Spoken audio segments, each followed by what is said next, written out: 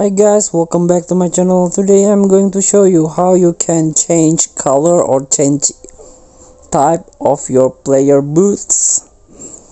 Let's tap the club first, tap it, tap the locker room, tap the appearance, and the last one. There are 5 options here, so you can choose or tap the last one and this one.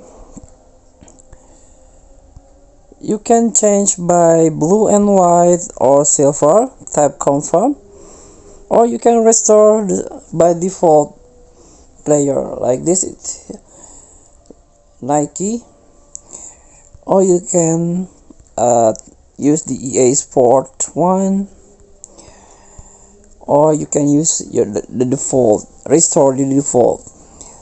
So this is not on, you can choose, you can pick by player, tap select a player, tap Neymar for example, and Neymar using Puma here. You can change blue and white, silver, or restore the default. So you can get another boots, another football shoes in some event or some challenge.